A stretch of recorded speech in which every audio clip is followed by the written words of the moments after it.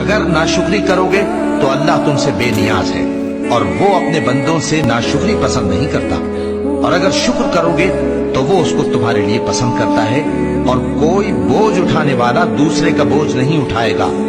پھر تم کو اپنے پروردگار کی طرف لوٹنا ہے، پھر جو کچھ تم کرتے رہے وہ تم کو بتا دے گا۔ مسلمانوں، سب نمازیں خصوصاً بیچ کی نماز یعنی نماز عصر پورے اہتمام کے ساتھ ادا کرتے رہو اور اللہ کے آگے ادب سے کھڑے رہا کرو۔ پھر اگر تم خوف کی حالت میں ہو تو پیادے یا سوار جس حال میں ہو نماز پڑھ لو۔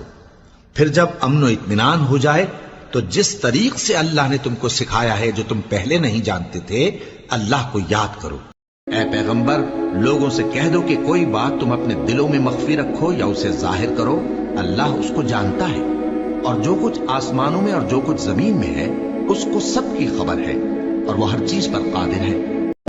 اور اس خدائے زندہ پر بھروسہ رکھو جو کبھی نہیں مرے گا، اور اس کی تعریف کے ساتھ تسبیح کرتے رہو، اور وہ اپنے بندوں کے گناہوں سے خبر رکھنے کو کافی ہے۔ کسی کام کی نسبت نہ کہنا کہ میں اسے کل کر دوں گا، مگر انشاءاللہ کہہ کر، یعنی اگر اللہ چاہے تو کر دوں گا، اور جب اللہ کا نام لینا بھول جاؤ تو یاد آنے پر لے لو، اور کہہ دو کہ امید ہے کہ میرا پروردگار مجھے اس سے بھی زیادہ ہدایت کی باتیں بتائے۔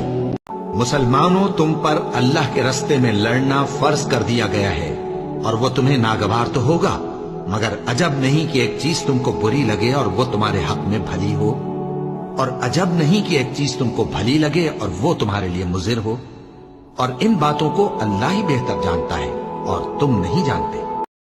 مومنو، جب جمعے کے دن نماز کے لیے اذان دی جائے تو اللہ کے ذکر کی طرف لپکو اور خرید و فروخت ترک کر دو، اگر سمجھو تو یہ تمہارے حق میں بہتر ہے۔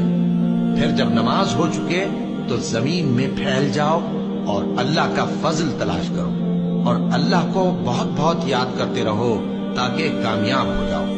بے شک میرا پروردگار دعا سننے والا ہے۔